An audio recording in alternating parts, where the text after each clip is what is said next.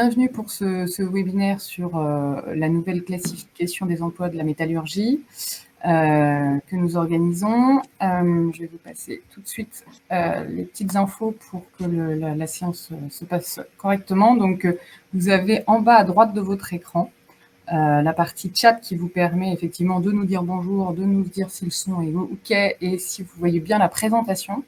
Et puis, vous avez l'onglet à côté questions qui vous permet de poser vos questions que vous aurez au cours de ce webinaire. Et bien entendu, on répondra à vos questions à la fin.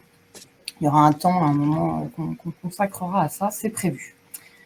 Et puis, bien entendu, ce webinaire est enregistré, donc il y aura un replay. Si vous souhaitez le revisionner, tout simplement, ou si vous n'avez pas le temps de le voir complètement jusqu'au bout. Donc, c'est parti. Juste un petit mot sur Finaxim. Donc, groupe Finaxim.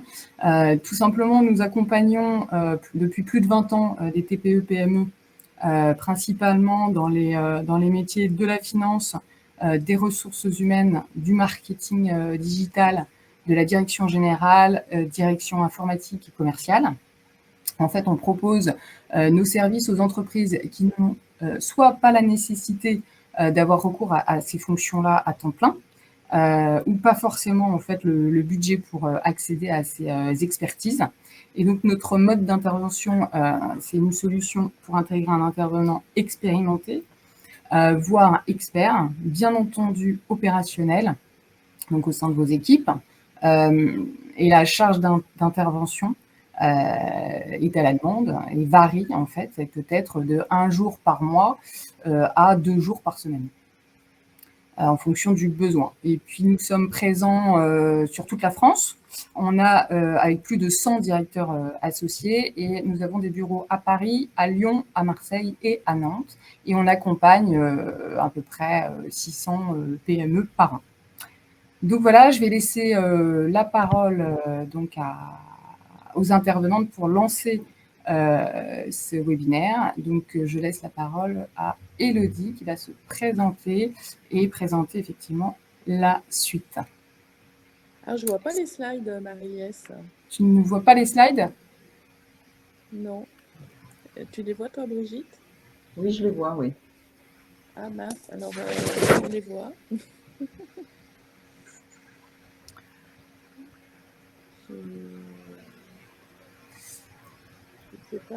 Alors, j'espère que tout le monde voit les slides. Alors, oui, on les voit de notre côté pour Élodie Dalmont. Sandrine aussi, qui se sont connectés. Bon, sinon, et ben moi, je vous les ai envoyés par mail.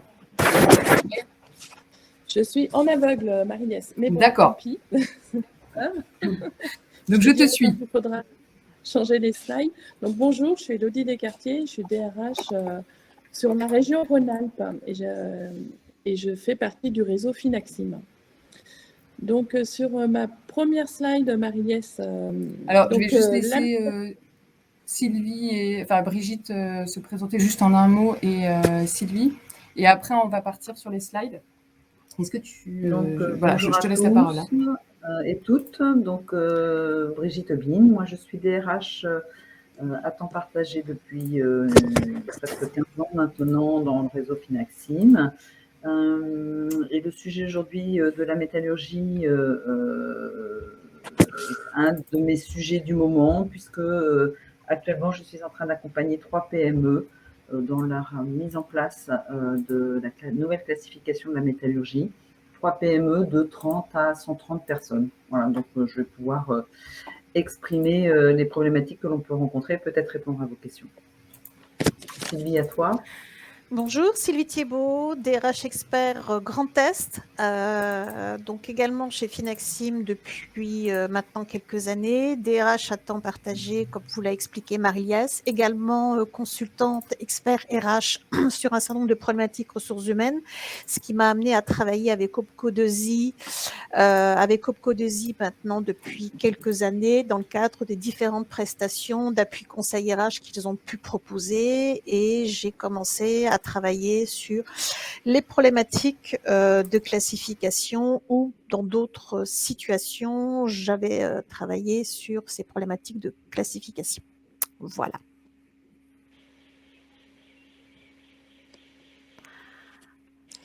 On est tout bon? On est tout bon, Marie-Ève, tu on peut continuer. Oui, on peut continuer. J'avais mon micro éteint, tout simplement. Donc, Élodie, je te laisse la parole pour la partie 1. Je viens de t'envoyer la présentation si tu ne la vois toujours pas. Donc, Non, je la vois étape pas. clé et objectif. Donc, je te l'ai envoyé par mail, hein, si tu as besoin. Oui, oui, non, non, je l'ai retrouvé. Donc, bonjour à tous. Donc, la métallurgie fait sa révolution. En effet, depuis le 7 février 2022, les partenaires sociaux et les organisations syndicales, CFDT, CFE, CGC et FO, ont signé une nouvelle convention collective nationale de la métallurgie. Ça représente 42 000 entreprises et plus de 1,6 million de salariés qui seront concernés par cette mise en place. Jusqu'à présent, la métallurgie, c'était une multitude de conventions collectives qui étaient départementales. Cela demandait aux entreprises de s'adapter en permanence à une convention suivant le département de son établissement. Donc ainsi, vous avez une date à retenir, c'est le 1er janvier 2024, et une seule convention collective qui sera désormais nationale. Donc si tu peux avancer, Marie-Ève.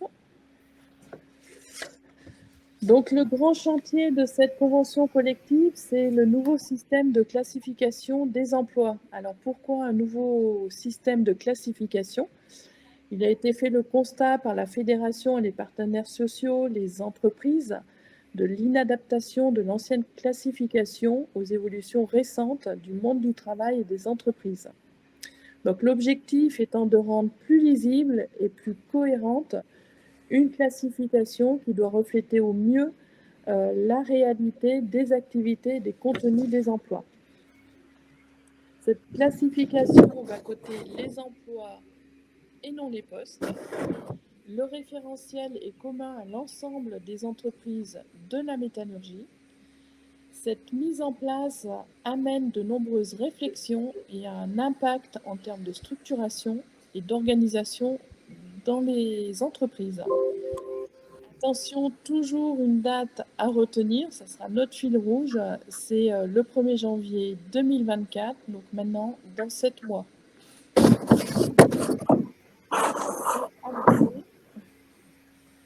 Alors, par où commencer et quelles sont les différentes étapes de cette nouvelle classification? Donc, j'ai résumé les différentes étapes. Alors, attention, parce qu'on ne t'entend pas, 2 petites secondes, on ne t'entend peut-être pas très bien, Élodie. Il ne faut peut-être pas cacher ton micro. Non. Bon, là, est-ce que ça va mieux? C'est très bien. Bon. Donc, j'ai résumé ces étapes en 6 points. Alors, ça peut paraître peu ou facile, mais néanmoins, la tâche, elle est rude, elle est complexe et elle est surtout très chronophage. Donc, l'étape 1, la réussite de la mise en œuvre de cette classification passera par le dialogue social avec vos élus et la communication interne avec vos salariés. C'est un point fondamental à ne pas négliger. Plus il y aura un travail en amont de communication et de dialogue, et plus votre classification sera acceptée par vos salariés et vos élus. Ainsi, cette première phase est essentielle et primordiale. Et donc, lors de cette info-consulte ou information aux salariés, il vous faudra présenter une préparation sur le projet, une explication pédagogique, des outils et des objectifs, mais aussi une présentation d'un rétro-planning. C'est super important, le rétro-planning, parce que, comme je vous l'ai dit, la mise en œuvre prend du temps, et donc il faudra bien jalonner les différentes étapes. L'étape 2, c'est la cartographie des emplois. Alors, donc oui, on parle d'emploi et pas de poste. C'est une difficulté dans cette classification à bien prendre en compte. On est tellement habitué à faire des fiches de poste que là, il va falloir avoir une vue plus macro sur nos emplois. Cette étape ne pourra pas être squeezée car c'est la base après de la rédaction de vos fiches d'emploi. Donc, l'étape 3, fiche d'emploi. Une fois qu'on a fait notre cartographie, on rentre dans le vif du sujet avec la rédaction des fiches d'emploi. Elles devront décrire des activités significatives, des responsabilités exercées avec une latitude d'action, mais aussi des connaissances professionnelles et de relations de travail hiérarchiques, fonctionnelles, internes et externes. J'attire votre attention sur le fait qu'il faut bien faire attention au lexique choisi pour décrire vos emplois, car chaque mot compte et aura un impact après, lors de la cotation et de la classification. Cela aura un impact en termes de statut et de rémunération de vos salariés. Donc l'étape 4, une fois la fiche décrite, il faudra la transmettre à vos salariés qui auront un délai de réflexion et cela peut engendrer divers allers-retours de modifications ou d'explications, donc prendre plusieurs jours ou voire plusieurs semaines. Donc bien prendre en compte ce délai de réflexion dans votre planning. Au niveau de l'étape 5, la cotation et la classification des emplois. Donc, il y a un référentiel qui a été établi, qui est en 6 critères classants à classer suivant 10 degrés, qui a été mis en place. Et là, encore une fois, attention, chaque mot compte et aura des impacts en termes de statut et de rémunération. Il existe un lexique paritaire qui est à disposition, qui doit devenir la nouvelle Bible de cette classification. Donc, chaque emploi devra être coté et ce travail doit être réalisé avec les managers, chefs de service, direction. Une fois la cotation de l'emploi faite, il faudra la notifier à vos salariés. Donc, chaque salarié recevra la cotation de son poste, de son emploi, excusez-moi, et disposera de 1 mois pour faire des remarques et donc contester. Pour rappel, tout au long de ces étapes, il faudra régulièrement informer et communiquer avec vos élus et vos salariés sur l'avancement du projet. Toutes ces étapes prennent du temps et nécessitent une implication de tous. Donc, comme je vous ai dit en préambule, bien établir un rétro-planning et jalonner votre projet, car on peut être vite débordé par le temps. Et toujours une seule date à retenir, le 1er janvier 2024, où là, il n'y aura plus l'ancienne convention collective et donc l'ancienne classification. Il faudra passer sur cette nouvelle cotation. Si tu peux lancer la slide suivante. Donc, je vous ai mis le référentiel des emplois, où vous pouvez voir que les emplois sont classés suivant 6 critères. Donc, complexité de l'activité, connaissance, autonomie, contribution, encadrement, coopération et communication. Et chaque critère devra être classé suivant 10 degrés. Un lexique paritaire existe et explique chaque degré et il faudra bien analyser chaque mot. C'est une étape indispensable. Donc, vous voyez que par exemple, contribution, le degré 1 débute par exemple à un effet circonscrit à ses activités pour aller jusqu'au degré 10 qui explique que contribution engage la pérennité de l'organisation de l'entité ou de l'organisation. Donc, il faudra vous poser des questions. Donc, il y a un lexique, un guide qui a été mis en place, un guide d'analyse où il faudra vous poser plein de questions, notamment quel est l'impact des actions et des décisions concernant la réalisation du travail, quel est l'impact de l'emploi sur le fonctionnement et le résultat global de l'entreprise, quelle est l'incidence de l'emploi sur les autres emplois et quel est le périmètre de l'action ou l'étendue des responsabilités. Donc, c'est vrai que il y aura une analyse qui devra être très fine de chaque critère suivant chaque degré. Ce qui va vous permettre de coter l'emploi, et ça, vous le voyez dans la grille de classement. Attention, le cadre commence à partir de la cotation 37. ce qui est le groupe d'emploi F. Tu peux avancer sur la slide suivante, Marie-Lès? Oui, pas de problème. À nouveau, attention à pas passer de feuilles sur ton micro, Oui. apparemment. Ok. Merci beaucoup, je suis désolée. Désolée. Donc, la classification, cette nouvelle classification a des impacts qui sont forts et qui doivent être pris en compte dès le début. Alors déjà, je vous le rappelle, on code bien l'emploi et pas le salarié et pas le poste. Donc, il faudra vraiment avoir une vue macro au niveau de votre classification sur l'emploi. Il n'y a aucune grille de correspondance avec la classification actuelle. Donc, vous ne pourrez pas faire une correspondance. Il faut vraiment tout reprendre à zéro et vous servir du référentiel qui a été créé pour les emplois, qui est le même qu'on soit cadre ou non cadre. Les 6 critères classants et les 10 degrés sont les mêmes qu'on soit cadre ou non cadre. Et pour l'instant, en tout cas, il n'y a aucun emploi repère de branche qui existe. Donc, on est vraiment au niveau de votre entreprise. Il n'y a plus de catégorie professionnelle comme on l'a connu auparavant. Maintenant, on est juste sur du cadre ou du non-cadre. Il y a suppression des seuils d'accueil et des progressions automatiques comme on le connaissait sur l'ancienne classification. Le statut cadre commence à partir de 37 points, qui est le groupe F. Donc, attention, quand vous classez et cotez vos emplois, on peut vite se retrouver à 37 points et classer un poste qui n'était pas cadre. Auparavant, il y avait 32 seuils minimaux de salaires minimaux conventionnels. Maintenant, on passe à 18. Donc, attention sur la rémunération. Cela peut avoir un impact fort. Donc, bien prendre en compte la rémunération actuelle de vos salariés dès le début de votre cotation.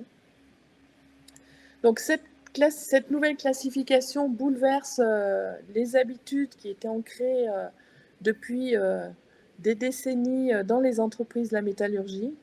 Et il y a des impacts forts à prendre en compte dès le début avant de partir tête baissée dans cette cotation et cette classification de vos salariés. Voilà. Je laisse la main à Brigitte. Merci beaucoup.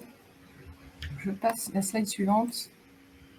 Bien, donc pour ce qui me concerne, en fait, je vais vous poser 4 questions à travers un sondage auquel vous allez pouvoir répondre en ligne, donc à vos clics. Ma première question, c'est: connaissez-vous l'impact de l'application de la nouvelle classification au 1er janvier 2024 sur l'organisation du temps de travail et en particulier l'impact que ça va avoir sur les forfaits jours? Je vous laisse 30 secondes pour répondre. Marie-Lès, tu peux lancer le questionnaire. Je suis dessus, ça devrait venir. Est-ce que vous la voyez? Je vois un petit rectangle, mais pas de question. Ah, alors attends. Ça va venir. Sinon, vous l'avez en sondage. Voilà, ça y est, vous pouvez le faire.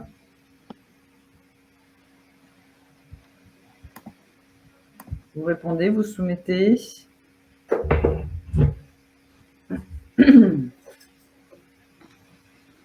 Et ça y est.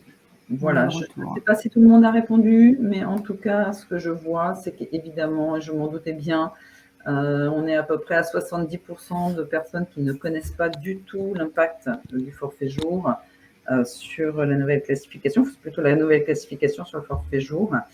Eh bien, il faut que vous ayez en tête que jusqu'à aujourd'hui, dans la convention collective de la métallurgie, et c'est encore vrai pour le moment, les forfaits jours sont dédiés aux cadres.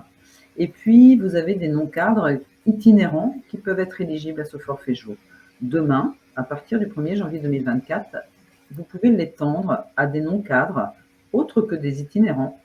Et il suffit qu'on puisse indiquer que ce non-cadre, dans son temps de travail, n'est pas prédéterminé, et qu'il a un certain degré d'autonomie. Si vous avez bien suivi ce qu'a évoqué Élodie, dans la classification, vous avez le niveau d'autonomie. Ce n'est pas tout à fait le même niveau d'autonomie puisque c'est l'autonomie dans sa fonction. Nous, on va parler plutôt d'autonomie dans son temps de travail, mais pour autant, il y a confusion des genres très souvent et il faudra malgré tout, dans la réalisation de nos emplois, être extrêmement vigilant sur la manière dont on va écrire cet emploi qui sera éligible ou non au forfait jour. Jusqu'à aujourd'hui, c'est plutôt le poste qui est éligible au forfait jour. Alors, ça pourra peut-être le rester demain, puisque bien sûr, je pense qu'il y aura des tas de jurisprudences qui arriveront sur le sujet.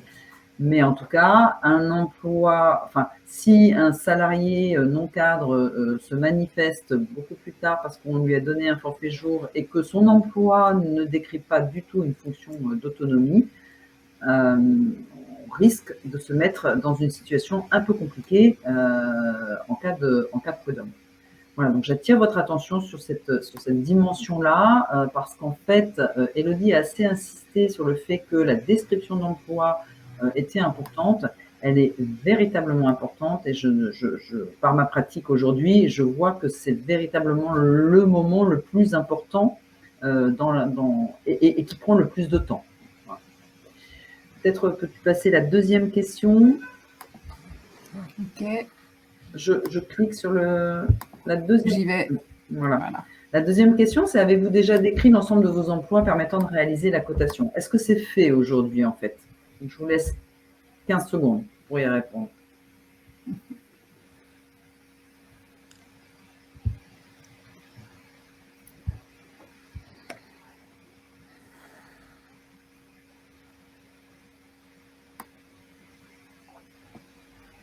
Là encore, je ne sais pas si tout le monde a répondu, mais vous êtes quand même 63% là à l'instant à nous dire que vous n'avez pas encore travaillé sur vos emplois. C'est la deuxième ou la troisième étape dans la présentation d'Élodie, mais c'est l'étape la plus importante, donc je vous invite vraiment à commencer à travailler dessus. Pour le moment, il y a vraiment une phase d'appropriation en fait qui est importante entre l'emploi et le poste. Parfois, dans les PME, notamment dans les grands groupes, c'est un petit peu plus aisé parce qu'on va globaliser les choses. Pour autant, dans les PME, la frontière entre l'emploi et le poste est quand même relativement ténue par moment. Pour autant, il faut vraiment qu'on insiste, c'est un emploi, une classification. Donc, un emploi, si vous êtes entre 37 et 40, il est F11. Si c'est 40 et 43, il va être F12. Et l'emploi, c'est quand même une description très très forte, enfin très précise, pardon, de la fonction, enfin de l'emploi générique. Et dedans, on doit y retrouver, dans cette description, les critères qui vont nous permettre, enfin, les éléments qui vont nous permettre de les coter ensuite sur les petits critères. L'autonomie, la responsabilité, la contribution. Je ne vais pas tous vous les passer, mais voilà, ce sont les résultats de l'emploi. Quel impact cet emploi a dans votre organisation? De quoi est-il garant? La nature des instructions, avec quoi il travaille? Est-ce qu'il se base sur des contacts clients et qu'il va élaborer un cahier des charges? Ça va plutôt être pour des ingénieurs, admettons, mais également, est-ce que pour un comptable, par exemple, sur quoi se base-t-il? Sur des normes comptables? Voilà. Et en fait, tout ça, toutes ces réflexions-là que vous allez avoir vont vous permettre ensuite, il va falloir les écrire de la manière la plus juste possible et ensuite la présenter et l'évaluer dans une cotation. Et pourquoi c'est important en fait de faire cette démarche-là? C'est que, alors d'abord deux choses. La première, c'est que ne songez jamais à le faire tout seul. Vous avez besoin des managers pour le faire. Quand je dis tout seul, nous RH, et on a besoin des managers, c'est eux qui vont nous dire et qui vont nous préciser l'impact du poste, les interactions et qu'est-ce qu'il y a dans ces interactions. Est-ce que je travaille avec des fournisseurs, mais qu'est-ce que je fais avec les fournisseurs? Je négocie, je signe les contrats. Enfin, c'est tous ces éléments-là qu'il faut se poser, en fait. Pour un emploi restant global, d'où l'amusement du jeu, en fait. Hein. C'est véritablement quelque chose d'important. Et puis un deuxième point qui est important, c'est qu'aujourd'hui, on va le faire à l'instant T. C'est-à-dire aujourd'hui, au mois de juin, allez, au 1er janvier 2024, nous avons cet ensemble d'emplois. Pour autant, il est fort à parier que d'autres emplois vont se créer également. Ça aussi, ça a un impact. Donc vraiment, prendre le temps de travailler ces emplois, et c'est vraiment pas une mince affaire si on veut faire évidemment la démarche sérieusement. Et il faut la faire sérieusement parce qu'elle peut être, potentiellement, elle peut être contestée par un salarié. En fait. On va passer sur la question numéro 3. Je la mets en note. Vous passer la question, c'est: connaissez-vous les nouvelles dispositions du salaire minimum hiérarchique de la nouvelle classification?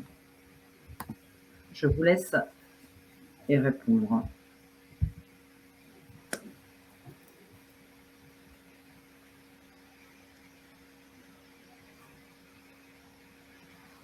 Alors là aussi, on en est à 60, ça diminue, 75%, 72% des personnes qui ne le connaissent pas.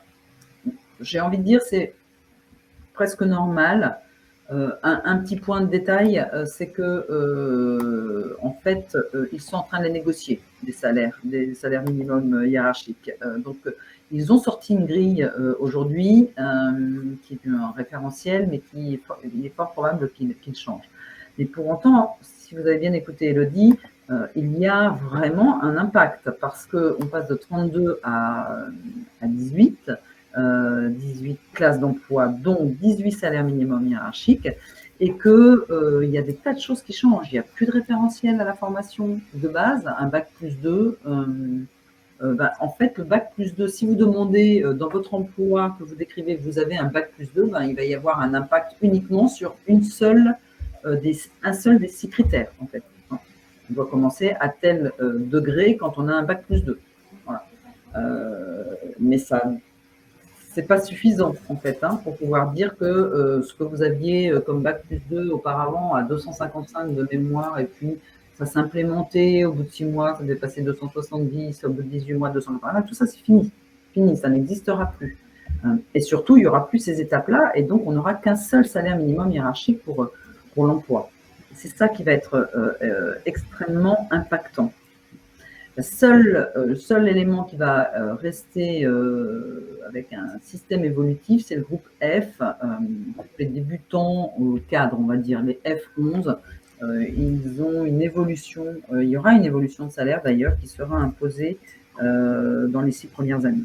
Ça aussi, il ne faut pas mettre tous les salariés F11 en fait. Il va falloir vraiment réfléchir à l'emploi pour lequel il y aura un impact sur les salariés, auxquels on attribuera cet emploi. On va passer au sondage suivant. Alors, je vote parce que du coup, je ne peux plus passer ma question. Voilà. Connaissez-vous les risques en cas de licenciement et d'embauche au sein de votre organisation à partir du 1er janvier 2024 ? Là encore, il y a les licenciements, mais il y a la période d'essai. Enfin, ça n'est pas que la classification, en fait. Cette problématique, c'est la convention collective qui change totalement. Et l'impact du calcul de l'indemnité de licenciement, dès le 1er janvier, et selon nos sources, il n'y aura véritablement pas de dérogation, parce que tout le monde se dit que finalement il y aura bien des dérogations, parce qu'on peut bien faire en France à déroger, mais en fait, là on nous dit non, ça a été négocié avec les organisations syndicales, ça fait 2 ans qu'on en parle, il n'y aura pas de dérogation. Donc j'attire vraiment votre attention sur le fait que il va falloir l'avoir fait pour le 1er janvier, 2024, il va falloir savoir si votre collaborateur, il a bien un emploi de cadre ou de non-cadre. Parce qu'en fait, c'est plus le collaborateur qui est cadre ou non-cadre, c'est son emploi, en fait.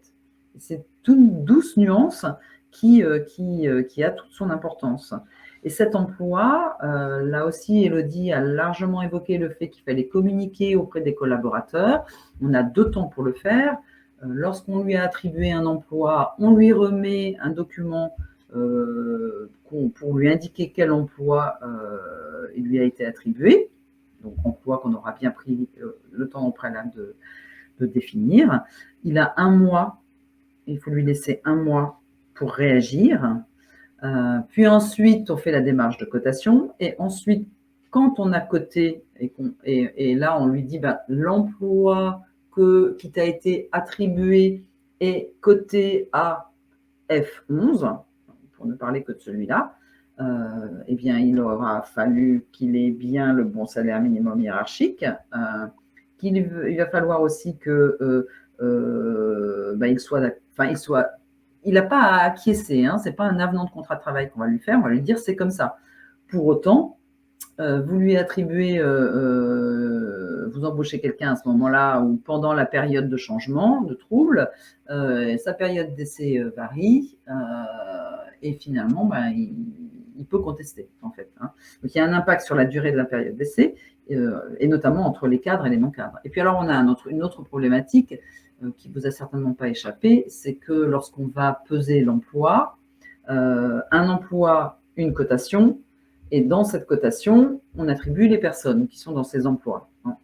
Si votre collaborateur est cadre aujourd'hui et que la cotation de son emploi fait qu'il n'est plus cadre, son emploi n'est plus cadre. Alors, ils ont tout prévu dans la convention collective. Hein. Ils ont dit, OK, très bien, dans ce cas-là, laissez les cadres. Il y a un article spécifique écrit ainsi. Laissez les cadres. Et puis, par contre, vous pouvez embaucher les nouveaux en tant que non-cadre. Bon, ça risque de faire désordre à un moment donné dans une organisation et dans une équipe qui est dans la même équipe pour le même job des cadres et des non-cadres. Donc, comme vous le comprendrez, il faut véritablement anticiper les choses. Là, dans ma démarche aujourd'hui, quand j'en suis dans les descriptions d'emploi, on s'interroge véritablement beaucoup aussi sur le positionnement et dans le contenu de nos descriptions d'emploi.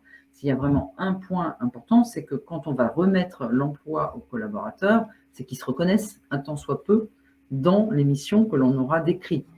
Comme on aura été un peu plus global que son poste, eh bien, ça risque d'être sujet à discussion. D'où une large communication à vraiment intégrer dans la démarche. Puis, il y a un dernier point que j'indiquerai également, c'est que on les oublie souvent, mais vous avez toutes les personnes qui font les payes à la fin. Elles, au 1er janvier 2024, il faudra que leur système de paye soit d'équerre, avec le F11, le F12 et puis tous les niveaux, avec les bons salaires minimum. Et puis, évidemment, il est fort probable qu'il y ait quelques petites variations. Donc, il va falloir qu'elles saisissent tout ça et qu'elles mettent ça en place en amont et pas pour faire les payes le 20 janvier 2024, parce que ça risque d'être un petit peu tendu quand même. Après, ça dépend des volumes d'effectifs, hein, mais je vous conseille quand même d'avoir largement anticipé les choses. Voilà, je vais laisser la parole à Sylvie, qui va vous présenter son expérience. Effectivement, pour compléter les propos de Brigitte, qui vous a donné un certain nombre d'informations, de points de vigilance par rapport à ce travail de la classification au travers du sondage qu'elle vous a proposé, je vais compléter son propos en vous parlant de trois entreprises avec lesquelles j'ai travaillé et de façon à pouvoir revenir sur les points importants. Donc, le premier cas, c'était une PME de 30 salariés.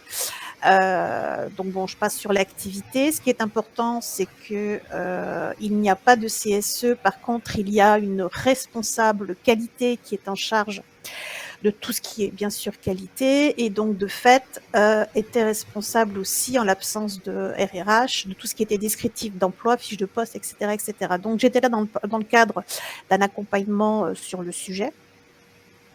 Et la difficulté, je dirais, parce qu'on a souvent parlé du terme, enfin, on a souvent utilisé le terme chronophage, et donc je vais revenir là-dessus parce que c'est vraiment, ça a vraiment été, je vais pas dire long, mais quand même assez long, parce que il fallait faire correspondre donc les exigences en termes de formalisation selon les normes sur lesquelles elle travaillait, puisque l'idée était de surtout travailler sur ces fiches de poste en même temps, de façon à pouvoir monter des dossiers pour avoir des normes ISO qui étaient très très importantes pour leur développement commercial et pour les marchés qu'ils souhaitaient aller chercher. Donc, c'était de faire le grand écart entre les termes qui étaient nécessaires et qui poussaient le dossier en termes de fiches de poste et même de descriptifs d'emploi sur tout ce qui était autonomie et compétences. Et comme vous l'a dit Brigitte et comme vous l'a dit Élodie, le mot, le verbe, si dans une, je dirais un cahier des charges, une réponse à une norme, bon, c'est important, ça n'a pas trop d'engagement. Le mot, le verbe, quand il change au niveau d'un travail sur la classification, peut effectivement faire tout bouger. Donc, notre grande difficulté, ça a été de concilier l'objectif économique et puis donc la réalité de la classification pour faire des documents, fiches de poste et puis descriptifs d'emploi qui respectent les deux objectifs. Ce qui fait qu'au bout du bout, elle a fait un certain nombre de fiches de poste parce qu'elle en avait besoin par rapport à son dossier. Mais en fait, tous ces postes se sont très vite retrouvés dans deux emplois qui étaient emploi d'assemblage et emploi de peintre. Ce qui était non plus pas simple aussi après je dirais, à expliquer pourquoi faire des emplois, pourquoi faire des fiches de poste à une population, et ça j'insiste aussi lourdement là-dessus, qui n'est absolument pas familiarisée avec tout ce jargon, tout ce langage que nous utilisons, de même que eux ont souvent leur jargon que nous ne comprenons pas bien et dont des fois nous ne comprenons pas les subtilités. Souvenons-vous que c'est la même chose et que nous avons deux niveaux d'interlocuteurs, à la fois des responsables de production, des chefs d'équipe divers et variés, et nous avons aussi des salariés. Donc tout ce travail a demandé donc beaucoup d'échanges, beaucoup de discussions, d'arbitrage pour pouvoir répondre, je dirais, aux besoins de la classification et au fait qu'il n'était pas prévu de faire bouger les salaires. Ça, c'était le premier cas, au sens où effectivement un travail simple sur la classification, c'est compliqué avec le fait d'aller rechercher une certification pour une norme ISO. Le deuxième cas que j'ai rencontré, donc c'est une entreprise qui vient d'être rachetée par une entreprise allemande, très structurée, très carrée, avec des outils. L'entreprise, elle, sortait un petit peu pas de l'âge de pierre, mais bon, n'était pas très très développée, donc pas de descriptif d'emploi, pas de fiche de poste. Excusez-moi. Une RRH qui vient d'arriver, c'est une création de poste, donc c'est quelque chose qui est tout nouveau, qui était tout nouveau pour les salariés, qui était tout nouveau pour le responsable de production, pour les chiffres d'équipe et pour le CSE. Ensuite, donc, la difficulté, la grosse difficulté, c'est qu'effectivement, donc nous sommes attaqués au sujet et au fur et à mesure de la cotation, on s'est aperçu qu'il existait une grille de rémunération à la production avec 16 niveaux de salaire, alors que dans la classification de la convention collective et du groupe, il n'y a pas 16 niveaux de salaire sur, je dirais, un même emploi. Donc, pas de cohérence, c'était des historiques, des différences de salaire, des fois de 50 €, de 100 €, de 150 €, qui s'étaient construits comme ça dans la plus grande opacité et avec un responsable de production qui n'était pas trop capable de nous l'expliquer. Donc, ce travail sur la classification s'est accompagné là de différentes difficultés. Le fait de devoir commencer à se projeter sur le long terme, sur une grille de rémunération qui soit calée sur la grille groupe et la classification. De nouveau, on s'est retrouvé avec 16 niveaux de salaire, 16 plus ou moins postes, mais qui en fait étaient des emplois, peut-être un emploi de conducteur de ligne. L'entreprise, enfin le responsable de production par le passé avait démultiplié des niveaux de salaire avec des postes, mais en fait l'emploi, c'était conducteur de ligne. Et ensuite un gros travail de discussion avec le CSE, avec la population qui découvrait la fonction RH, le jargon RH.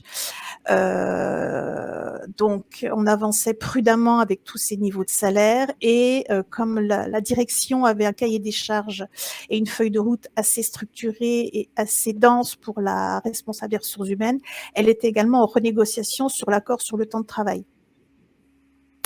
Donc, articuler tout ça dans un contexte de découverte d'une posture et d'une fonction RH avec, je dirais, en toile de fond, un accord, une renégociation d'un accord sur le temps de travail a énormément compliqué la situation et a demandé beaucoup de temps, beaucoup de discussions. J'ai animé des ateliers avec des chefs d'équipe qui découvraient en fait le sujet de la convention collective, qui découvraient le sujet de la classification, qui s'apercevaient qu'il y avait des niveaux de salaire complètement différents dans les équipes. Enfin, il y a eu un gros travail de discussion, de pédagogie avant de pouvoir rentrer dans le vif du sujet qui était la classification, tout en essayant d'harmoniser les grilles de salaire et de se caler sur la grille groupe, qui était aussi un support pour les entretiens annuels d'évaluation. Donc là, il y avait pas mal de paramètres qui faisaient qu'il fallait énormément travailler. Donc c'est pour ça que nous le martelons sur le verbe, sur le mot et puis aussi sur le temps accordé pour que tout le monde adhère et accepte, adhère et comprenne, parce que c'est comprenne le principe, en comprenne la cohérence, l'équité et la transparence, puisque c'est un peu l'objectif de cet outil. Voilà, et nous allons terminer par un troisième cas où là donc c'était une entreprise. Alors c'est une entreprise qui avait des vieilles fiches de poste très anciennes donc là on est sur une entreprise de 80 salariés, pardon, excusez-moi. Donc pareil, des fiches de poste qui étaient assez historiques, une entreprise qui qui fait toujours beaucoup d'exports. Et donc, il y avait au niveau des, pas de RRH, juste la direction, un directeur général qui avait créé l'entreprise, un directeur administratif et financier et une comptable RH. Donc, tout ça s'était construit un petit peu au fil du temps. Et donc la classification, ils ont travaillé dessus. Et ils ont fait appel à un consultant quand ils se sont retrouvés face à 2 salariés qui ont contesté leur classification et qui ont commencé à faire beaucoup de vagues au niveau du CSE. Le problème, il était simple, c'est que dans les historiques de cette entreprise qui a commencé dans les années 80, la maîtrise de la langue anglaise, c'était le Graal, c'était l'élément qui permettait d'avoir une classification, un niveau de compétence. Ça, c'était le Graal. Bon, il se trouve que maintenant, en 2023, la maîtrise de la langue anglaise n'est plus un Graal, n'est plus une exception, n'est plus une compétence indispensable et rare, et que donc dans cet outil de classification, elle n'est pas du tout mise en valeur comme elle l'était historiquement dans la PME par le passé. Et donc, comme ces historiques n'avaient pas été bien identifiés, en fait, il a fallu tout reprendre. Donc, on a tout repris de A à Z. On a fait donc en fait le chemin à l'envers pour pouvoir reprendre un certain nombre de sujets, calmer des ressentis, puisque maîtrise d'une ou 2 langues étrangères mettait le personnel de l'export particulièrement en valeur. C'était des personnes, c'était des gens importants. Ça ne l'est plus et ils se retrouvaient avec une classification sur laquelle il a fallu discuter et rediscuter parce qu'on était plus dans le ressenti. C'est quelque chose qui avait été plaqué sur les salariés sans communication, sans échange, sans discussion avec le CSE, donc qui s'est empressé donc de prendre le sujet à bras le corps et de demander des explications pourquoi il n'avait pas été impliqué, etc., etc. Et donc, comme il y avait beaucoup d'historiques, c'était aussi un CSE et une population qui comme on n'était pas tellement dans les RH, qui découvraient tout le langage de la classification. Donc, ça a été compliqué a posteriori de refaire ce qu'on aurait dû faire en amont du travail sur la classification.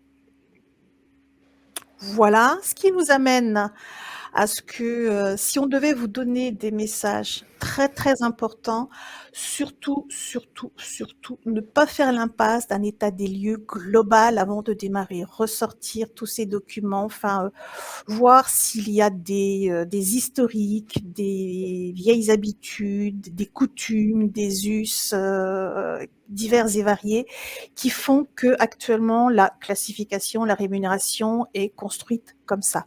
Impliquer les managers de proximité est vraiment indispensable parce que quand le salarié va retrouver, va avoir son courrier ou son avenant, c'est peut-être pas vous qu'il va venir voir, mais c'est d'abord son manager de proximité qui peut être en difficulté s'il n'a pas les bases, s'il n'a pas la pédagogie et s'il n'a pas été impliqué pour pouvoir déjà donner des éléments de réponse ou pouvoir dire je ne peux pas te l'expliquer, mais dans ce cas-là, prends rendez-vous, va voir la direction pour que l'on te réexplique le sujet.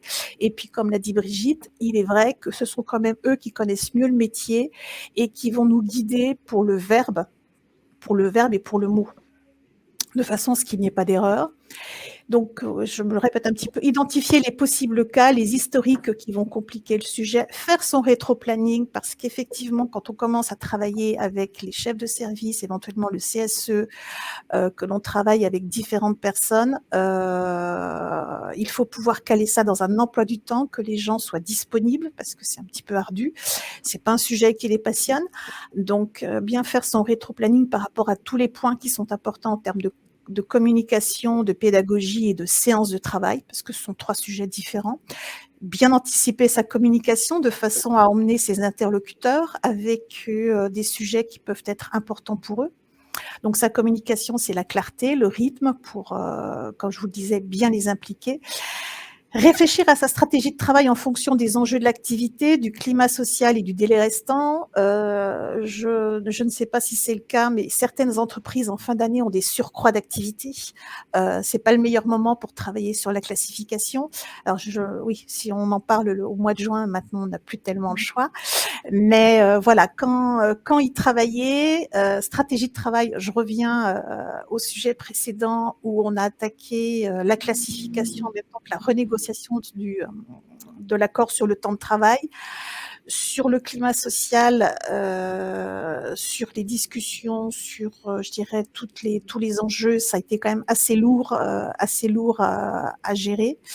Et surtout, donc, ne pas oublier que ce langage de la classification est souvent opaque pour les salariés et souvent beaucoup plus qu'on ne peut l'imaginer. Donc, moi, j'ai toujours cet exemple où parfois je comprends à peu près ce que me dit mon interlocuteur quand il me décrit ce qui se passe sur sa chaîne de production, sur son atelier, mais je ne comprends pas tous les détails.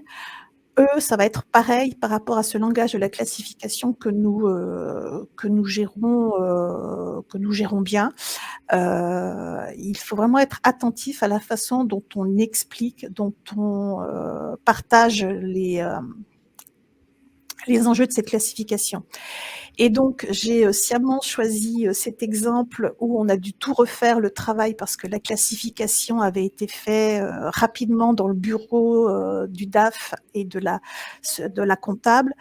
Ils ont gagné du temps en amont parce qu'effectivement, ils sont allés très vite. Mais alors, a posteriori, ça a été effectivement long, ardu. Il a fallu recevoir les salariés, s'expliquer, réexpliquer.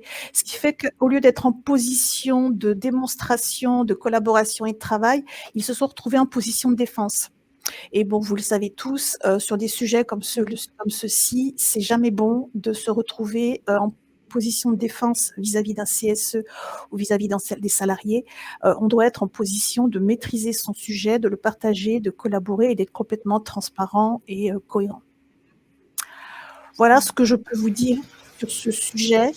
Donc, je pense qu'on a suffisamment rebouclé sur la notion de chronophage, sur le mot, sur le fait de prendre le temps de dialoguer. Donc, je vais laisser la parole maintenant à mes collègues si elles veulent rajouter quelque chose. Oui, exactement. Merci beaucoup à tout le monde, à toutes, d'avoir fait ce webinaire. Nous n'avons pas encore de questions. En tout cas, je vous rappelle qu'en bas à droite, vous avez la possibilité de poser vos questions par l'onglet questions et on répondra, on essaiera d'y répondre. Sinon, de toute façon, dans la présentation, il y a aussi nos coordonnées, donc vous pourrez nous poser des questions un peu plus tard, hein, si ça ne vient pas immédiatement, n'hésitez pas. Et puis, Élodie et Brigitte, si vous avez un élément à rajouter, je vous invite à le faire maintenant. C'est le moment. Bah, oui, en fait, je pense qu'à nous écouter, vous avez dû entendre que le temps avance. On est au mois de juin et le 1er janvier 2024, c'est demain. Il ne faut pas croire. Moi, je gère 3 sociétés en même temps, l'une de 30, l'autre de 80 et l'autre de 120. 130 personnes. Ces 130 personnes, j'ai commencé en avril maintenant. On a même travaillé avec la DRH sur la cartographie des emplois en mars. Et en fait, notre cartographie était fausse. Depuis, on a fait des groupes de travail avec des managers. Les managers nous ont ramené à certaines réalités. On a retravaillé, et là on travaille avec les managers, mais les managers, ils ont bien notre chat à fouetter aussi, parce qu'ils ont juste un business à faire tourner, et que on avait 3 séances pour chaque groupe de travail. On devait les terminer fin juin. Il est fort à parier qu'on les terminera en septembre, parce qu'en plus, évidemment, juillet et août, c'est la période des vacances. Et que du coup notre rétro-planning qu'on s'était bien attaché à faire dérive, comme tout rétro-planning en fait. Donc c'est véritablement important, vraiment, on peut, enfin on ne veut pas jouer, être catastrophiste, hein, bien sûr on arrive toujours à faire des choses, mais même avec un support extérieur, ça prend du temps. Voilà, donc voilà, je réinsiste, vous l'aurez compris, mais je pense que c'est super important. Merci beaucoup, Brigitte. J'ai une question de Caroline. Alors, je vais vous la faire apparaître. C'est pas moi qui vais répondre à cette question, mais c'est juste pour que vous puissiez la voir. C'est voilà, si un salarié s'oppose à l'emploi dans lequel il doit être, on peut le lui imposer. Ça, c'est une question. Et sinon, quel est le tribunal compétent, le cas échéant? Alors, je peux répondre si vous voulez. Si un salarié s'oppose à l'emploi, en fait, il ne peut pas s'opposer à l'emploi. En fait, il s'impose à lui.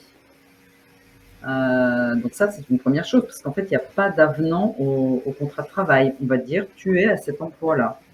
Tu as cette classification-là. Il est évident que s'il n'est pas d'accord, il est préférable d'écouter ce qu'il dit. Peut-être qu'on peut s'être trompé.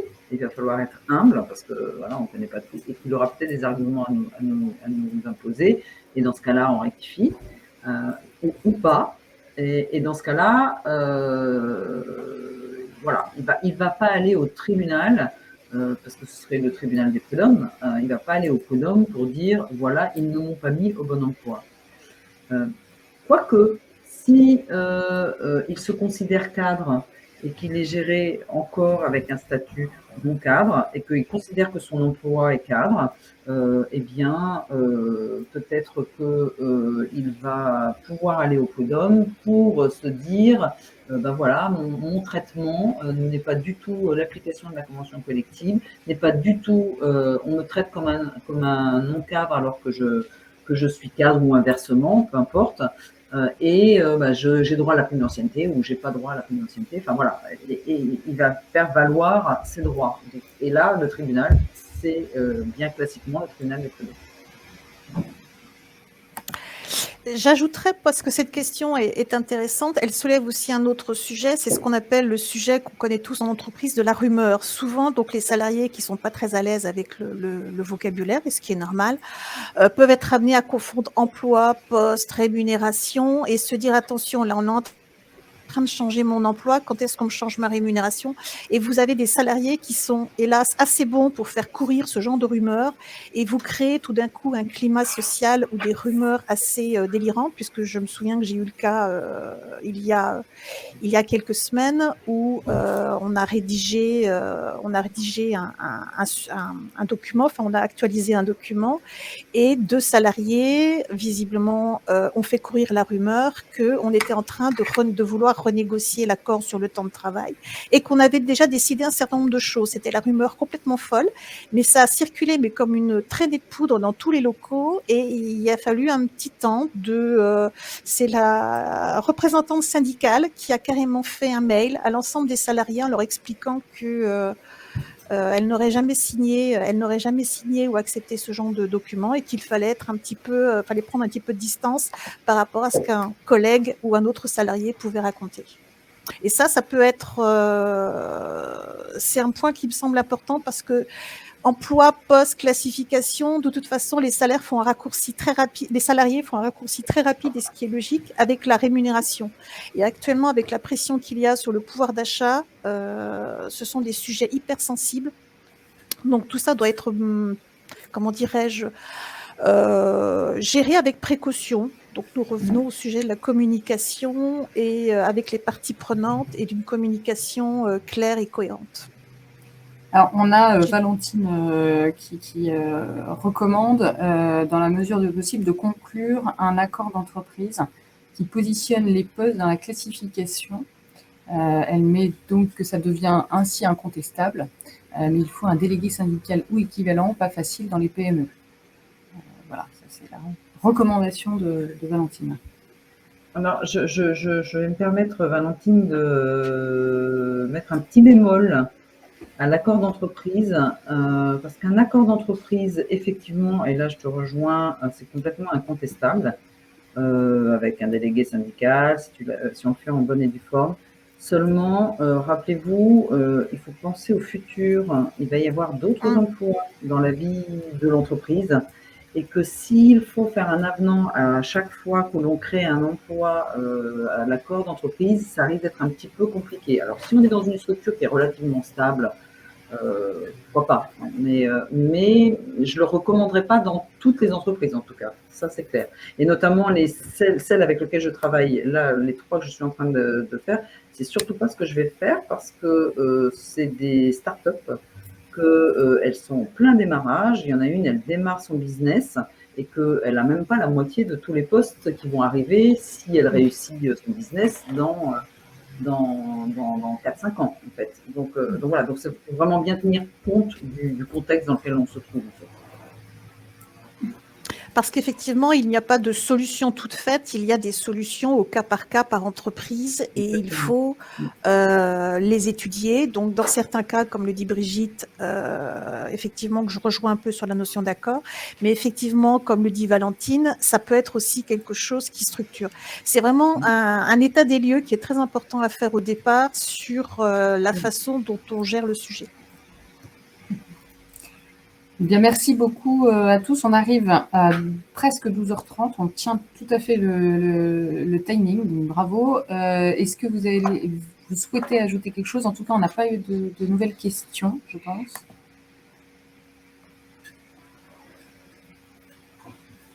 Donc non, je vois qu'il n'y a pas, il semble qu'il n'y a pas d'autres questions.